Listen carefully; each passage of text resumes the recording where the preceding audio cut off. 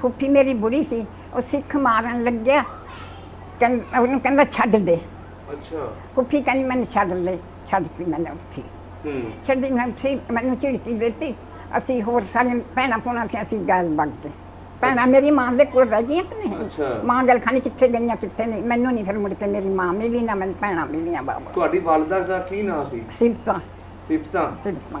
ਸਿਫਤਾਂ ਬੀਬੀ ਨਾ ਮੇਰੀ ਮਾਂ ਮਿਲੀ ਮੈਨੂੰ। ਉਸ ਤੋਂ ਬਾਅਦ ਬਸ ਧੱਕੇ ਚੁੱਕੇ ਖਾਂਦੇ, ਮੇਰਾ ਚੰਦ ਕੇ ਪੁੱਛਣਾ, ਕਹਾਣੀ ਬੜੀ ਲੰਬੀ ਮਾਂ ਜੀ ਉਹੀ ਕਹਾਣੀ ਸੁਣਨੀ ਹੈ। ਹਾਂ, ਜਾ ਕੇ ਅਸੀਂ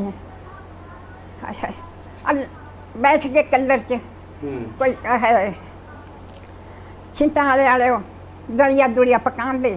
ਜਦੋਂ ਤੁਹਾਡੇ ਉੱਤੇ ਉੱਥੇ ਜਾ ਕੇ ਹਮਲਾ ਹੋਇਆ ਟ੍ਰੇਨ ਦੀ ਪਟੜੀ ਦੇ ਕੋਲ, ਉਸ ਵੇਲੇ ਕਿੰਨੀ ਕੁ ਦੁਨੀਆ ਮਰੀ ਹੋਣੀ ਉੱਥੇ? ਖਬਰ ਕਿਤਨੀ ਕੁ ਦੁਨੀਆ ਮਰੀ ਹੈ, ਬਥੇਰੀ ਮਰੀ ਹੈ, ਬਥੇਰੇ ਬੱਚ ਵੀ ਬਥੇਰੇ ਗਏ थे, ਕੁੜੀਆਂ ਵੀ ਫਕਰ ਲੀਆਂ ਸੀ ਉਹਨੇ ਜਵਾਨ।